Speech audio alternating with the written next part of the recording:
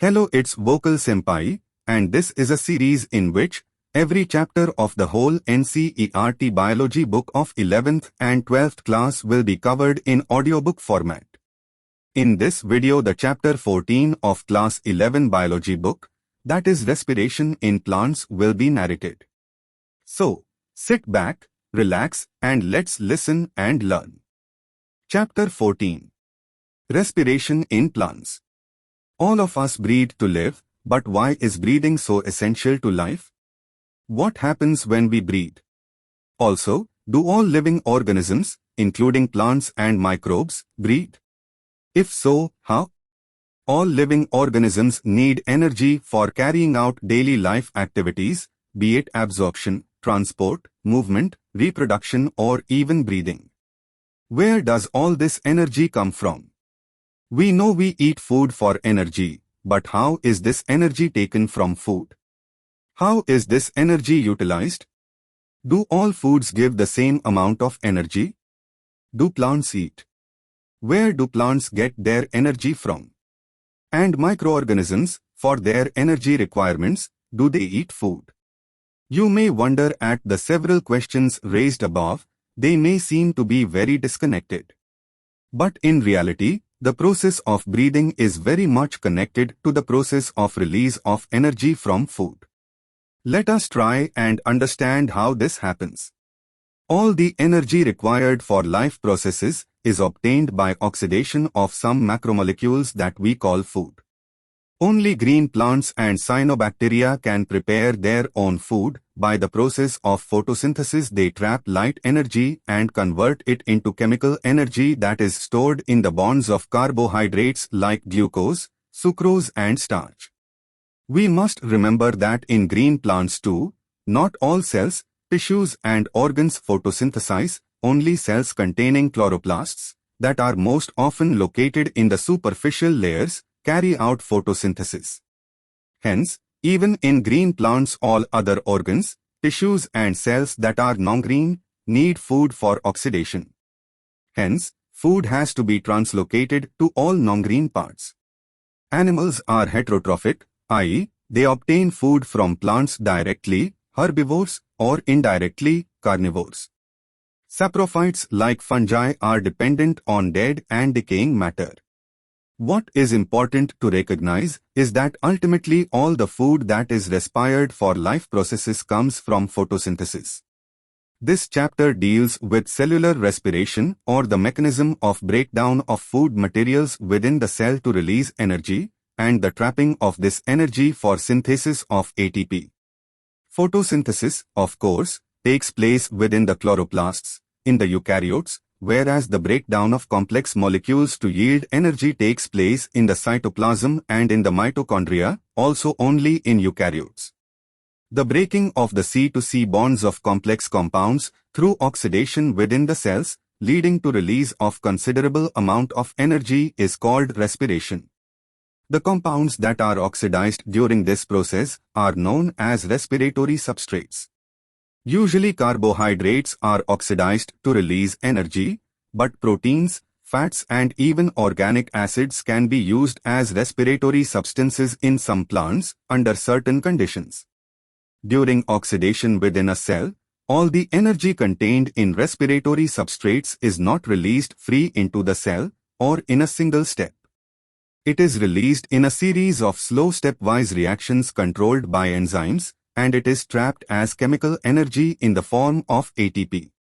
Hence, it is important to understand that the energy released by oxidation in respiration is not, or rather cannot be, used directly but is used to synthesize ATP, which is broken down whenever and wherever energy needs to be utilized. Hence, ATP acts as the energy currency of the cell. This energy trapped in ATP is utilized in various energy-requiring processes of the organisms, and the carbon skeleton produced during respiration is used as precursors for biosynthesis of other molecules in the cell. Do plants breathe? Well, the answer to this question is not quite so direct. Yes, plants require O2 for respiration to occur, and they also give out CO2. Hence, plants have systems in place that ensure the availability of O2. Plants, unlike animals, have no specialized organs for gaseous exchange, but they have stomata and lenticels for this purpose. There are several reasons why plants can get along without respiratory organs. First, each plant part takes care of its own gas exchange needs. There is very little transport of gases from one plant part to another. Second, plants do not present great demands for gas exchange. Roots, stems and leaves respire at rates far lower than animals do. Only during photosynthesis are large volumes of gases exchanged, and each leaf is well adapted to take care of its own needs during these periods. When cells photosynthesize, availability of O2 is not a problem in these cells since O2 is released within the cell. Third, the distance that gases must diffuse even in large, bulky plants is not great. Each living cell in a plant is located quite close to the surface of the plant. This is true for leaves, you may ask, but what about thick, woody stems and roots? In stems, the living cells are organized in thin layers inside and beneath the bark. They also have openings called lenticels. The cells in the interior are dead and provide only mechanical support. Thus, most cells of a plant have at least a part of their surface in contact with air. This is also facilitated by the loose packing of parenchyma cells in leaves, stems and roots, which provide an interconnected network of air spaces. The complete combustion of glucose, which produces CO2 and H2O as end products, yields energy, most of which is given out as heat. If this energy is to be useful to the cell, it should be able to utilize it to synthesize other molecules that the cell requires. The strategy that the plant cell uses is to catabolize the glucose molecule in such a way that not all the liberated energy goes out as heat. The key is to oxidize glucose not in one step but in several small steps, enabling some steps to be just large enough such that the energy released can be coupled to ATP synthesis. How this is done is, essentially, the story of respiration. During the process of respiration, oxygen is utilized, and carbon dioxide, water and energy are released as products. The combustion reaction requires oxygen. But some cells live where oxygen may or may not be available. Can you think of such situations and organisms where O2 is not available? There are sufficient reasons to believe that the first cells on this planet lived in an atmosphere that lacked oxygen.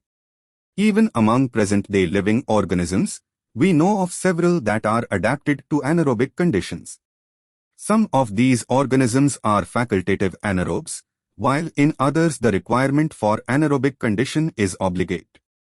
In any case, all living organisms retain the enzymatic machinery to partially oxidize glucose without the help of oxygen. This breakdown of glucose to pyruvic acid is called glycolysis. Glycolysis. The term glycolysis has originated from the Greek words glykos for sugar and lysis for splitting. The scheme of glycolysis was given by Gustav Emden, Otto Meyerhoff, and J. Parnas, and is often referred to as the EMP pathway. In anaerobic organisms, it is the only process in respiration. Glycolysis occurs in the cytoplasm of the cell and is present in all living organisms. In this process, glucose undergoes partial oxidation to form two molecules of pyruvic acid.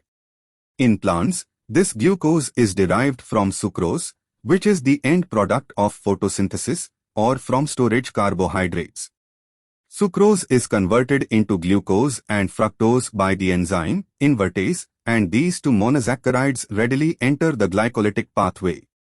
Glucose and fructose are phosphorylated to give rise to glucose 6-phosphate by the activity of the enzyme hexokinase. This phosphorylated form of glucose then isomerizes to produce fructose 6-phosphate. Subsequent steps of metabolism of glucose and fructose are same. The various steps of glycolysis are depicted in figure 14.1. In glycolysis, a chain of 10 reactions, under the control of different enzymes, takes place to produce pyruvate from glucose. While studying the steps of glycolysis, please note the steps at which utilization or synthesis of ATP or, in this case, NAD plus H plus take place. ATP is utilized at two steps, first in the conversion of glucose into glucose 6-phosphate and second in the conversion of fructose 6-phosphate to fructose 1,6-bisphosphate. The fructose 1,6-bisphosphate is split into dihydroxyacetone phosphate and 3-phosphoglyceraldehyde, PAGL. We find that there is one step where NAD plus H plus is formed from NAD plus. This is when 3-phosphoglyceraldehyde, PAGL, is converted to 1,3-bisphosphoglycerate, BPGA.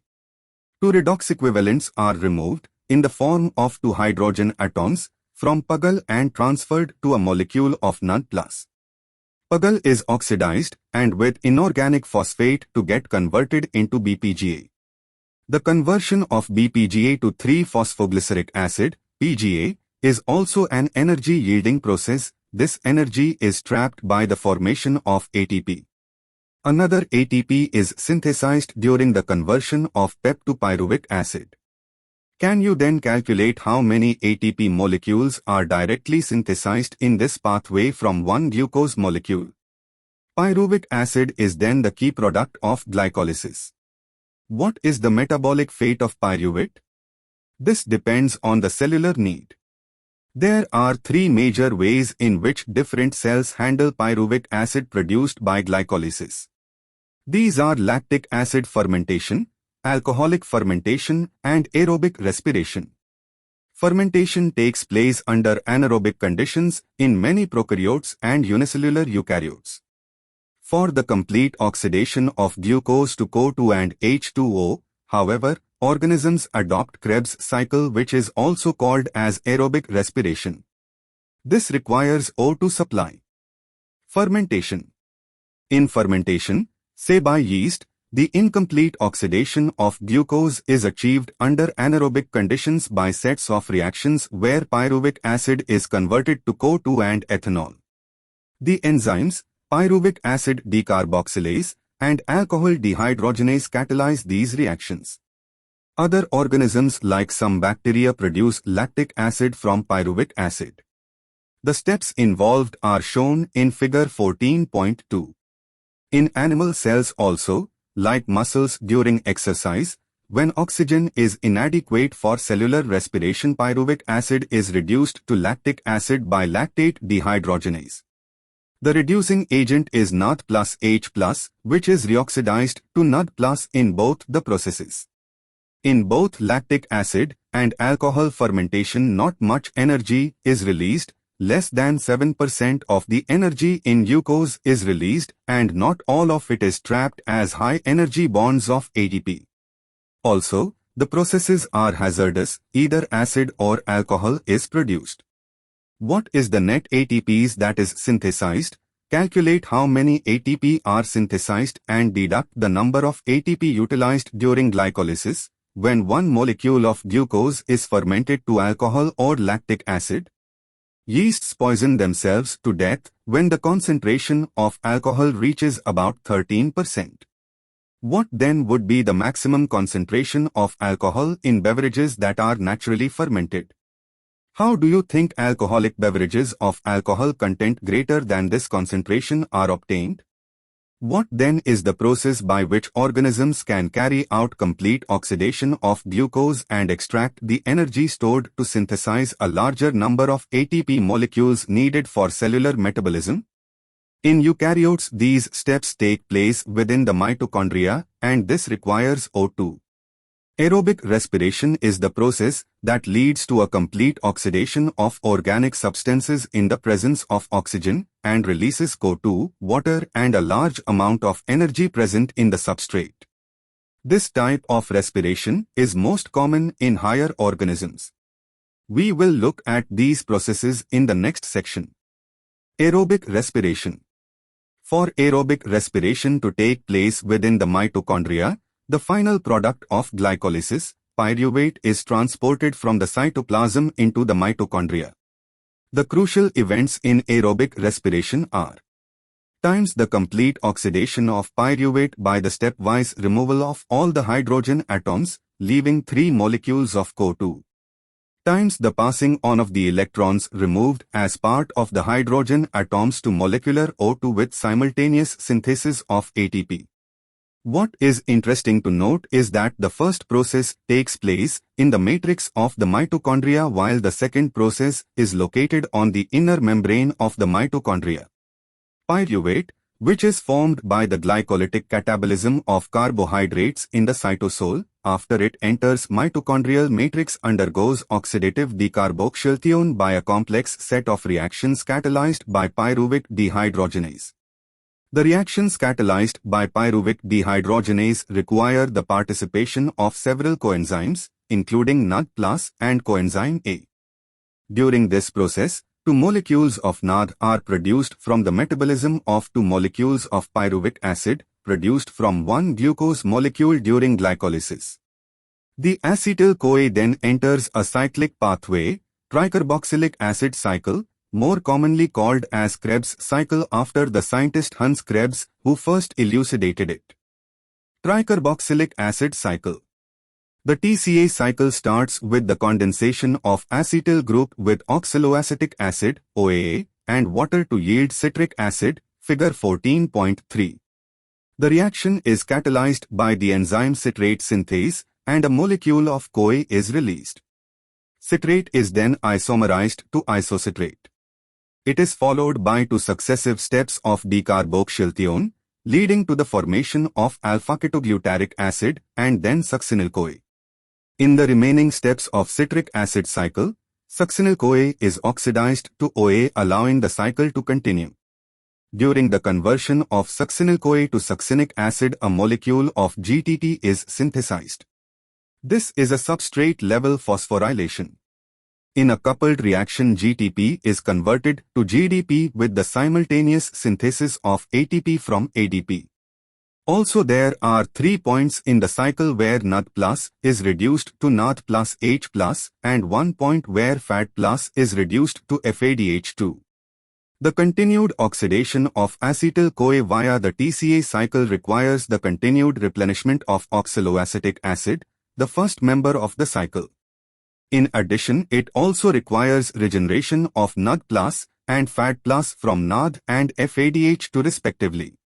The summary equation for this phase of respiration may be written as follows. We have till now seen that glucose has been broken down to release CO2 and 8 molecules of NAD plus H+, 2 of FADH2 have been synthesized besides just 2 molecules of ATP in TCA cycle. You may be wondering why we have been discussing respiration at all. Neither O2 has come into the picture nor the promised large number of ATP has yet been synthesized. Also, what is the role of the NAD plus H plus and FADH2 that is synthesized? Let us now understand the role of O2 in respiration and how ATP is synthesized. Electron transport system, ETS, and oxidative phosphorylation. The following steps in the respiratory process are to release and utilize the energy stored in NAD plus H plus and FADH2. This is accomplished when they are oxidized through the electron transport system and the electrons are passed on to O2, resulting in the formation of H2O. The metabolic pathway through which the electron passes from one carrier to another is called the electron transport system, ETS, figure 14.4, and it is present in the inner mitochondrial membrane. Electrons from NAD produced in the mitochondrial matrix during citric acid cycle are oxidized by an NAD dehydrogenase, complex I, and electrons are then transferred to ubiquinone located within the inner membrane. Ubiquinone also receives reducing equivalents via FADH2, complex II, that is generated during oxidation of succinate in the citric acid cycle. The reduced ubiquinone, ubiquinol, is then oxidized with the transfer of electrons to cytochrome C via cytochrome BC1 complex, complex III. Cytochrome C is a small protein attached to the outer surface of the inner membrane and acts as a mobile carrier for transfer of electrons between complex 3 and 4.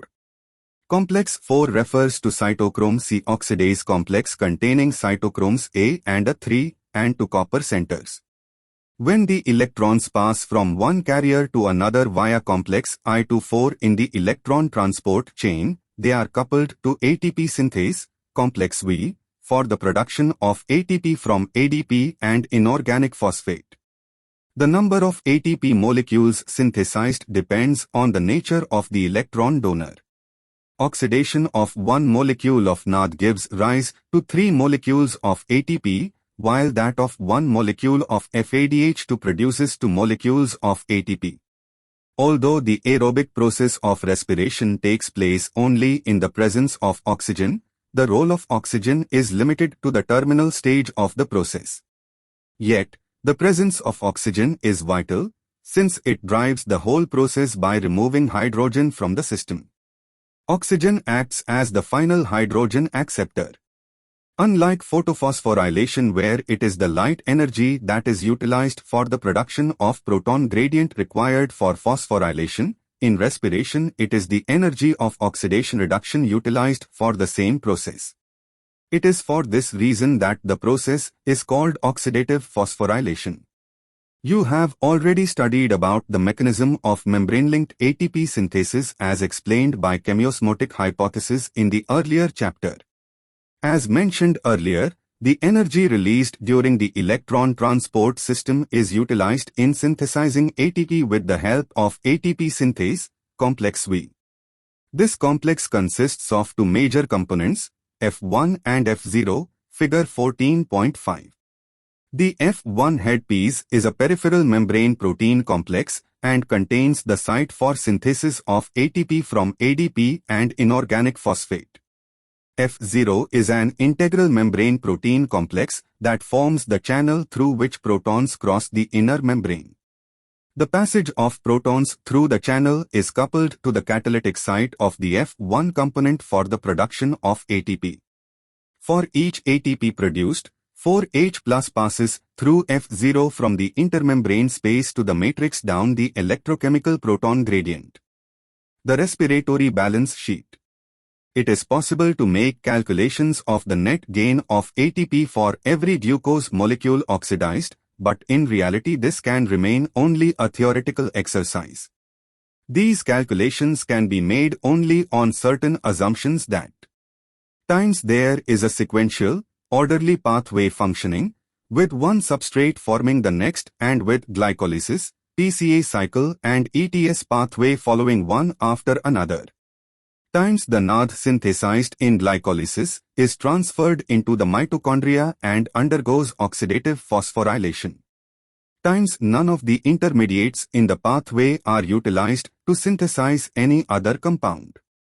Times only glucose is being respired, no other alternative substrates are entering in the pathway at any of the intermediary stages.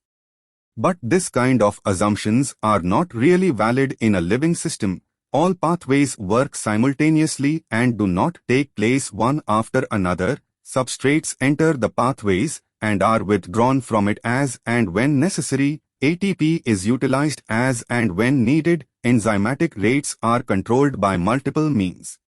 Yet, it is useful to do this exercise to appreciate the beauty and efficiency of the living system in extraction and storing energy. Hence, there can be a net gain of 38 ATP molecules during aerobic respiration of 1 molecule of glucose. Now let us compare fermentation and aerobic respiration. Times fermentation accounts for only a partial breakdown of glucose, whereas in aerobic respiration it is completely degraded to CO2 and H2O. Times in fermentation there is a net gain of only 2 molecules of ATP for each molecule of glucose degraded to pyruvic acid, whereas many more molecules of ATP are generated under aerobic conditions. Times NAD is oxidized to NAD+ rather slowly in fermentation. However, the reaction is very vigorous in case of aerobic respiration. Amphibolic pathway. Glucose is the favored substrate for respiration. All carbohydrates are usually first converted into glucose before they are used for respiration. Other substrates can also be respired, as has been mentioned earlier, but then they do not enter the respiratory pathway at the first step. See figure 14.6 to see the points of entry of different substrates in the respiratory pathway. Fats would need to be broken down into glycerol and fatty acids first. If fatty acids were to be respired, they would first be degraded to acetyl-CoA and enter the pathway. Glycerol would enter the pathway after being converted to PAGL. The proteins would be degraded by proteases, and the individual amino acids, after deamination, depending on their structure, would enter the pathway at some stage within the Krebs cycle or even as pyruvate or acetyl-CoA. Since respiration involves breakdown of substrates, the respiratory process has traditionally been considered a catabolic process and the respiratory pathway as a catabolic pathway. But is this understanding correct? We have discussed above at which points in the respiratory pathway different substrates would enter if they were to be respired and used to derive energy. What is important to recognize is that it is these very compounds that would be withdrawn from the respiratory pathway for the synthesis of the said substrates. Hence, fatty acids would be broken down to acetyl-CoA before entering the respiratory pathway when it is used as a substrate. But when the organism needs to synthesize fatty acids, acetyl-CoA would be withdrawn from the respiratory pathway for it.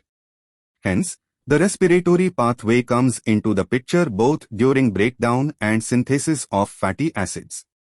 Similarly, during breakdown and synthesis of protein too, respiratory intermediates form the link. Breaking down processes within the living organism is catabolism and synthesis is anabolism.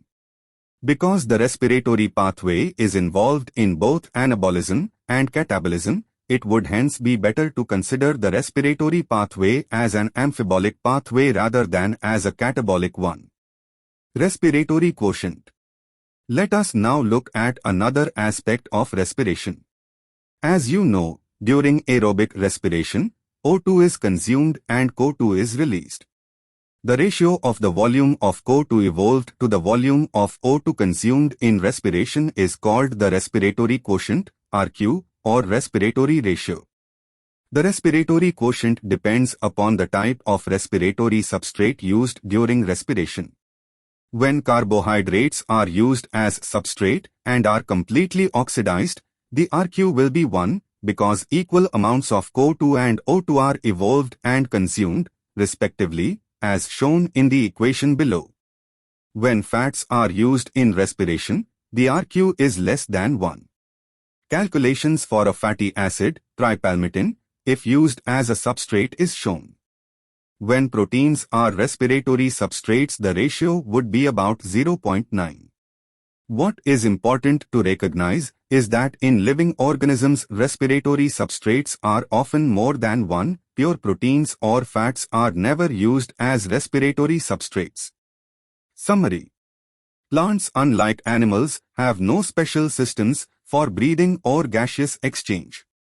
Stomata and lenticels allow gaseous exchange by diffusion. Almost all living cells in a plant have their surfaces exposed to air. The breaking of C to C bonds of complex organic molecules by oxidation cells leading to the release of a lot of energy is called cellular respiration. Glucose is the favored substrate for respiration.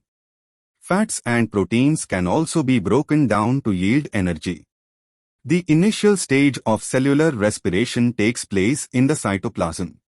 Each glucose molecule is broken through a series of enzyme-catalyzed reactions into 2 molecules of pyruvic acid.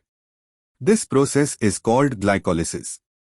The fate of the pyruvate depends on the availability of oxygen and the organism.